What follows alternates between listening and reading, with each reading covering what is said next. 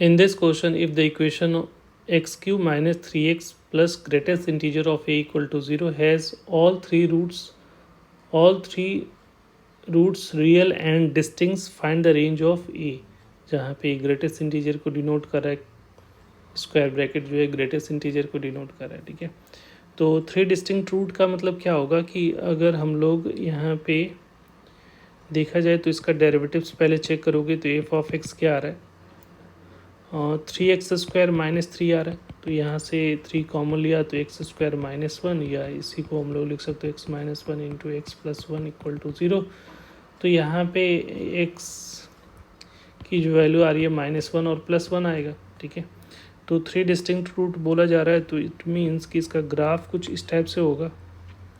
एक और leading coefficient positive है तो -∞ पे -∞, और -1 पे मैक्सिमा होगा और +1 पे मिनिमा होगा। इस तरह से ग्राफ होगा, राइट। तो इसके लिए कंडीशन क्या होता है कि जो ये इसका वैल्यू जो होगा ये तो पॉजिटिव देगा, -1 पे ये वैल्यू पॉजिटिव होगा और यहाँ +1 पे इसकी वैल्यू नेगेटिव होगी। तो दोनों का प्रोडक्ट क्या होना चाहिए, <0। तो इसके लिए नेसेसरी कंडीशन जो हो जाएगा, कंडीशन जो थ्री रियल डिस्टिंक्ट रूट के लिए नेसेसरी कंडीशन जो होगा, f of 1 into f of -1 is less than equal to 0। तो एफ ऑफ 1 का मतलब क्या होगा, 1 - 3 प्लस ग्रेटेस्ट इंटीजर ऑफ ए, और यहाँ पे -1 पुट करोगे तो -1 + 3 plus greatest integer of a is less than equal to 0 हो जाएगा। तो यहाँ से आ रहा है -2, तो इसको सिंप्लीफाई करके ऐसा लिख सकते हैं कि यहाँ पे एम का ग्रेटेस्ट इंटीजर +2 लेस देन 0 होगा। अगर नंबर लाइन सिस्टम पे डालोगे एक ग्रेटेस्ट इंटीजर का, तो इसके वैल्यू एक तो -2 एक +2, और ये हमें पॉजिटिव नेगेटिव पॉजिटिव, तो मुझे क्या चाहिए नेगेटिव, तो ये वाला रीज़न हो जाएगा।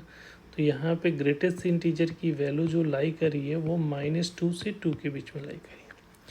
तो -2 से 2 के बीच में अगर ग्रेटेस्ट इंटीजर की फंक्शन देखोगे तो देखो -2 से 2 के बीच में, -2 से 2 के बीच में, तो यहाँ पे देखो अगर -2 पे ग्रेटेस्ट इंटीजर है तो -2 तो इंक्लूडेड नहीं है, +2 भी इंक्लूडेड नहीं है।